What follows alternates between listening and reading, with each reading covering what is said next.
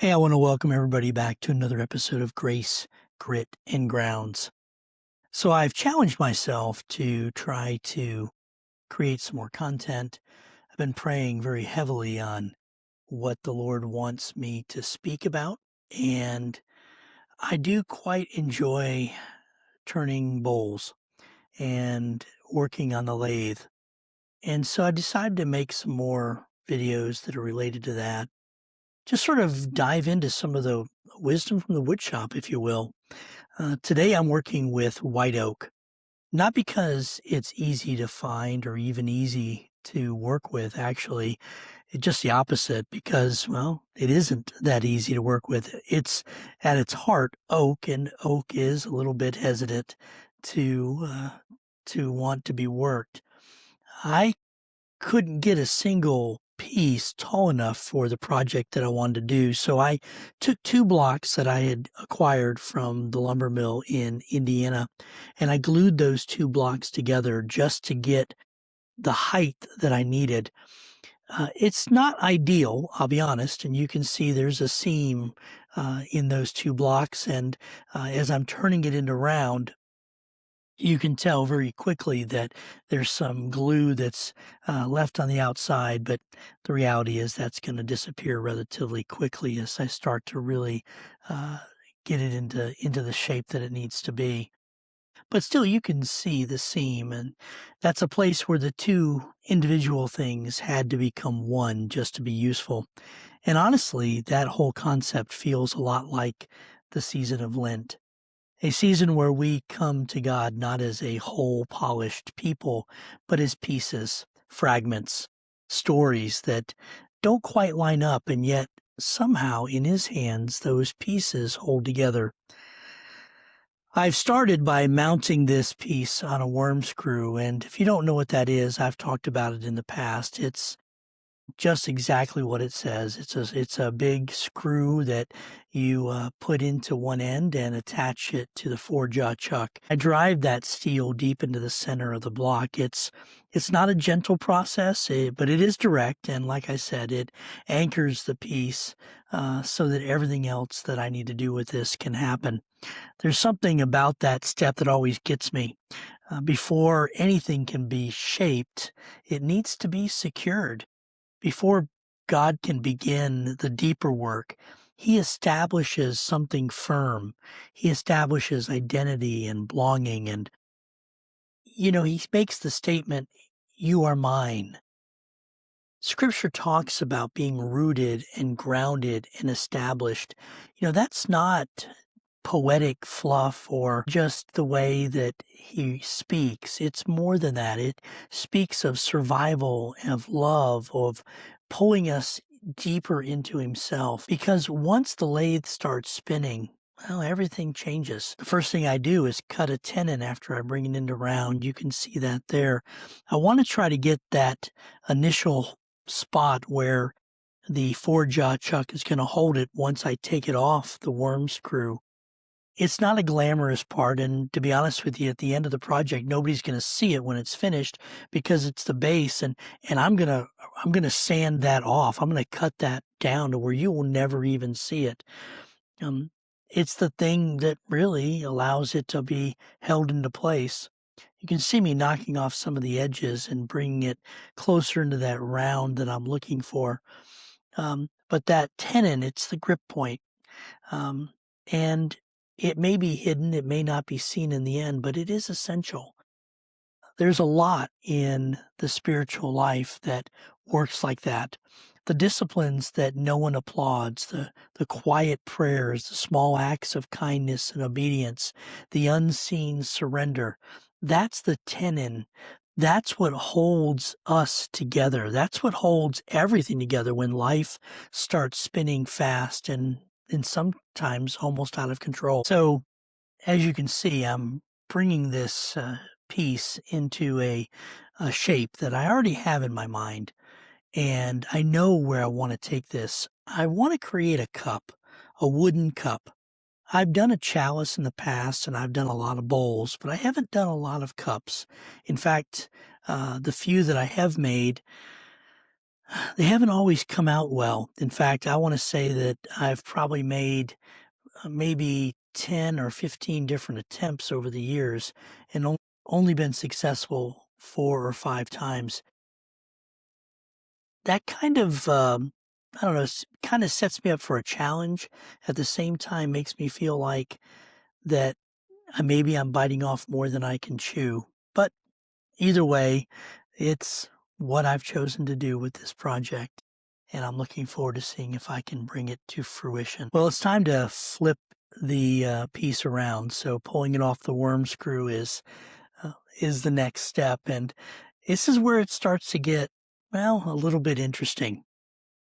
Now, I'm not working on what people will see at first. I'm gonna be working on the inside.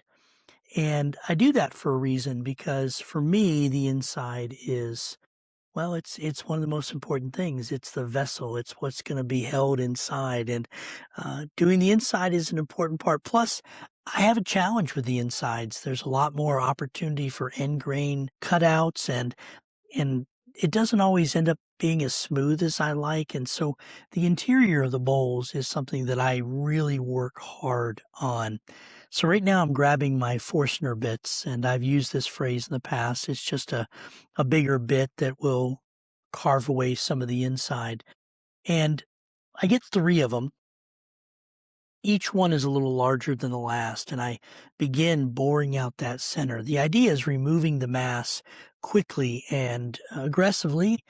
This isn't delicate work. In fact, it spins so fast, and oak is such a tight grain wood that it sometimes it starts to smoke, and actually it burns a little bit because the process and the friction that's involved in it. I don't know if you can see it on the video as well as I can when I did it firsthand. But sometimes you can see the smoke coming out of there, and you can see the char marks on the edge. It kind of leaves a bit of a mess. So the bottom comes out square, and there's some hard edges down there, and it's going to take some time to work it. It's not even close to what the finished piece is supposed to be. It may get to be functional, but I'll tell you now, it's not beautiful yet. I'm going to speed this up a little bit, but you guys are starting to get the gist of what I'm talking about, I hope. Because I think this is often how God works. We want refinement, right? Uh, but He starts with excavation.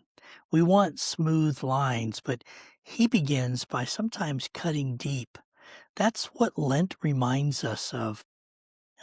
It strips things back, it exposes, it confronts, it leaves us looking at parts of ourselves that feel unfinished, blocky, and rough. Not what we hoped we'd be by now.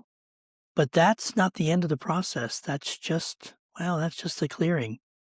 Once the bulk is removed, I switch to my carbide tool, as you see here, and I begin shaping the interior, and slowly and carefully and intentionally, taking those hard edges in the bottom and softening them, turning it into something a little more rounded, a little more smooth, something that can actually hold what it's designed to carry. This takes a little patience. I don't want to rush it because if I get aggressive here, I can really ruin the piece. And this is what's happened in the past and why it's been a struggle for me to make cups in the past. Because you have to pay attention to the grain. You have to feel the subtle feedback coming from the tool.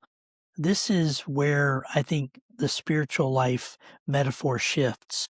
Early on, God does some big, obvious work, but over time, it becomes quieter, more precise, less about tearing things out, and more about shaping what remains.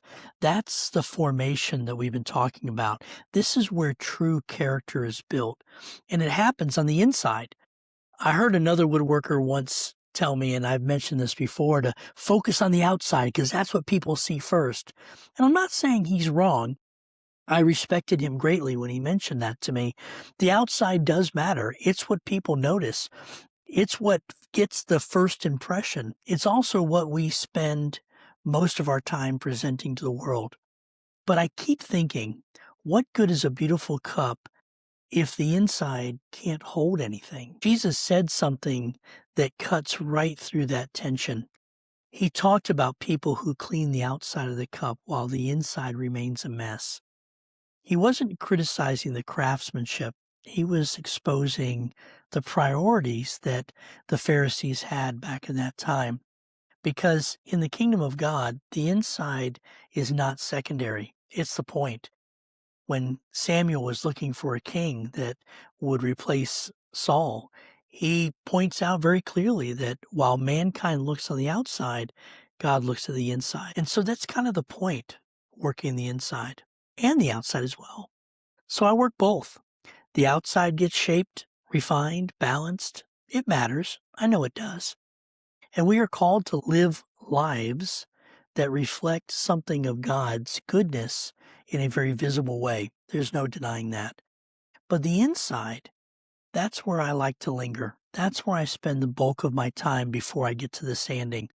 That's where I slow down a little bit because that's where I think the real work begins. Even though I'm speeding up the video portion of the final bits of shaping and I jump into the sanding process, you have to know that the sanding really is so critical in this because the scraper that I'm using, even though it's meant as a finishing tool, it's not the final finishing. I still have to do some polishing. I have to get it into the shape that I need to. And it's at this point, I'm really looking at the piece all the way around, trying to see if there's anything that I've missed, if there's any burrs or problems or things that just need to be removed.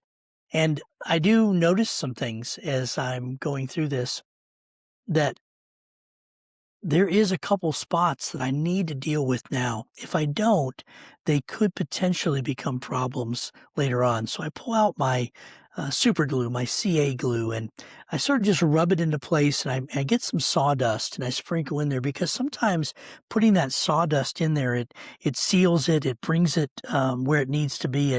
It clears up some of those spots that might become danger spots later in the finishing process. And it's delicate, tedious work, and it gets a bit messy, but it's something that just has to be done. After the glue is put on and I feel like it's as dry as it needs to be, you can see I'm wearing my new pair of gloves and I'm really enjoying using them. They fit well and they give me the opportunity to get in there and do some serious sanding.